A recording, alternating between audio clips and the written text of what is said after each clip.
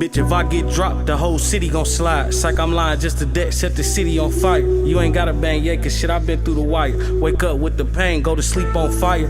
Frustrated with this life, cause you can't get ahead. Alright, what up, though? What up, homeboy? How you doing? You Back alright? with my man Chestnut, man. What's good? What's up with you, homeboy? We back at it again, huh? I'm chillin'. That we waiting for us to drop something more.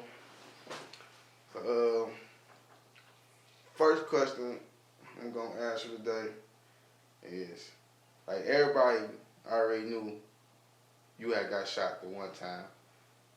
You know what I'm saying? And we got the previous video. You can go watch the full story on that. Most people don't know it was the second occasion where you got shot, almost lost your life. Would you like to speak on that?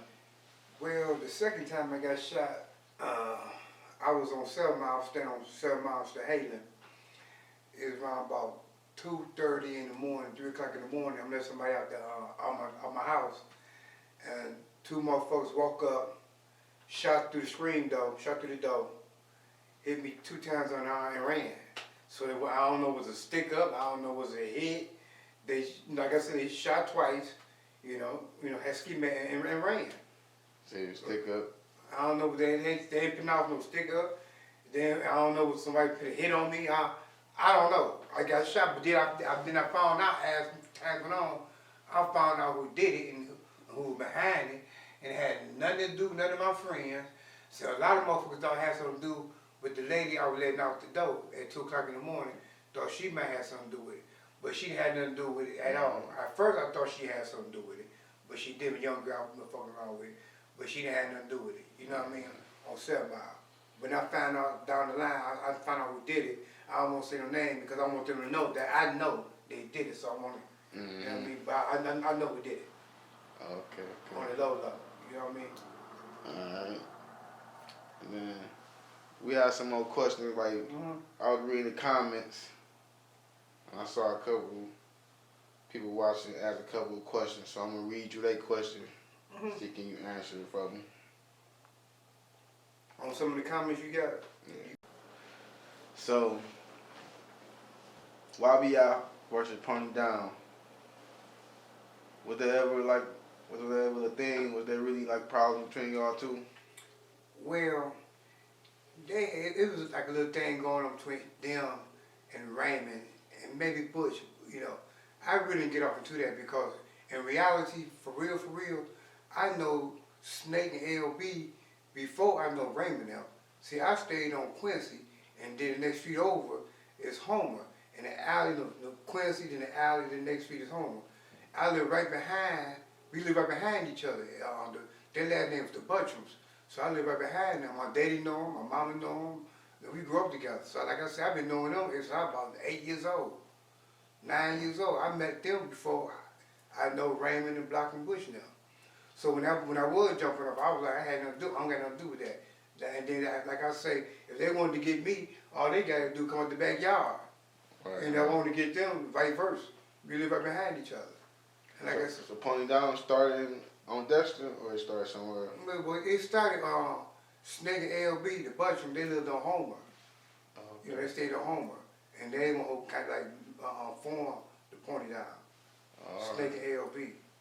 Cause I remember seeing a documentary on Pony Down. I didn't know it. And then, like matter of fact, one of their mans now, named York, he my best friend right today. Okay. I've been chilling, hanging out with New York almost 20 years. I know over 15. Okay. So yeah, I got a lot of respect for the Pony Boys, for Snake and LB. And even like I say, even Big Mike, he know Snake and LB before he started knowing the young boys. Cause like I said, Big Mike lived on Homer. He stayed right across the street from the Bucks, with the Pony Boys, Snake and LB. All right, I got another question for you. When I remember you telling me back on a previous interview that you was on a run for your first case, you was on a run for like a little minute. You want to talk about like how your mindset was and how it was to feel to be on the run when you Well, went for my murder. When I teenagers. Now I've been doing bad shit all my life, but then this was the one I got caught up on. When baby told on me. Anyway, when I was on the run, Block had me out on the run, and when he had me out on the run, he used to go with this girl named Bobby Ann, Leroy Clay's sister. So first they was living on Tuxedo and Dexter, but they moved on, I think on Roseline somewhere, by one of them college, one of them schools over there. Anyway, they moved to Roseline.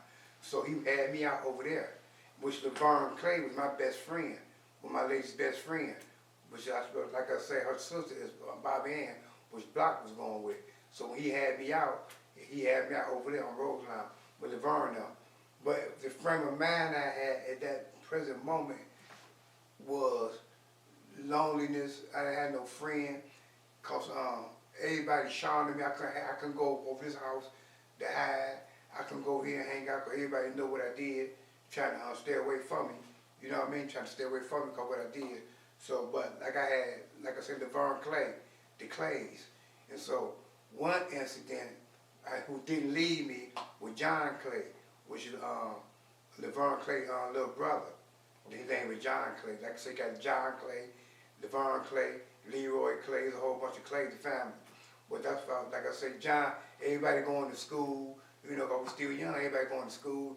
I had nobody to talk to, but John, he didn't leave me.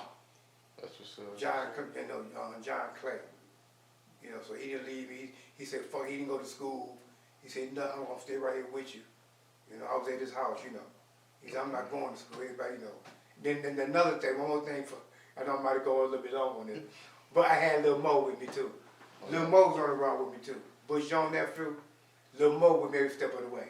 Oh yeah. He didn't leave me, I didn't know. If I go here, when I was on the run, I might sneak out, go fuck one of my little hoes, whatever.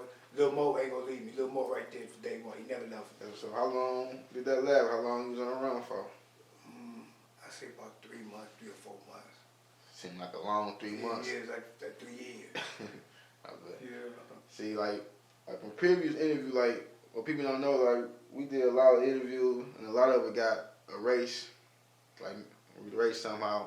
So I kind of already know this question a little bit. So I know that wasn't the only time that you went on the run for. You went on the run voluntarily before just because somebody else was on the run and you knew how I felt. Oh, I know what you're talking about. Matter of fact, I just got to hanging up on him on the phone. I just got to, on that little break, that's what I was talking to. What you talking about? You talking about Kirk McGurk. You talking about Kirk. Yeah. See, when Kirk went on the run, I stuck with him because I know the feeling to be on the run. When the police chase you, people, you know, America Most Wanted motherfucker trying to turn you in. You can't go nowhere. You got. So I hung with Kirk like that because I experienced the same experience. I know what he was going through. He was 18, 19. That's not perfect. He was about 18, and he's like nut. In one instance, he's nut. Why are you always with me? You always come over here and you know motherfuckers looking for me. You know America Most Wanted. I said, because you my little brother. First of all, you're my little brother, and I love you. And I'm not gonna leave you hanging out like that, because I know how to feel getting like hanging out. You know, when you went hanging when you on the run. If I feel so lonely. If I had Lil Mo and John, but basically Lil Mo, everybody with Lil Mo, but Mo always told me, just go back. We might go back in the neighborhood on Dexter. Like, go back, we gotta go back now. The police, we gotta go back. But I had to go see my mama. I go sneak and go see my mama. Creep back out, you know. So on the first time, how they finally caught you? Like where you was at when they finally caught you? Well, like I say, I went back home and they rolled up on me. I was in the house, they rolled up on me, knocked on the door, knew I was in there. So they gave my mom a little time. I think the helicopter came that time. I don't know the helicopter, but the helicopter was stuck in the house. I don't know if it came that time. Anyway, when I creeped in, that's when I got busted. And then knocked on the door and told my mom, they know I'm here. They'll give me enough time. So I called my auntie and I called her and we called a lawyer. And everything like that. How long you was in the house before they came and got you? Or you been there for a couple of days? And my mama, oh no, I'm talking about no more than about 3 hours, 4 hours. So I've been up Somebody there. probably was watching you. Yeah, right? watching, yeah. Dang. Or a neighbor, somebody, if you seen he went in or whatever. Bitch, if I get dropped, the whole city gon' slide. Psych, I'm lying just to deck, set the city on fire. You ain't gotta bang yet, cause shit, I been through the wire. Wake up with the pain, go to sleep on fire. Frustrated with this life, cause you can't get ahead.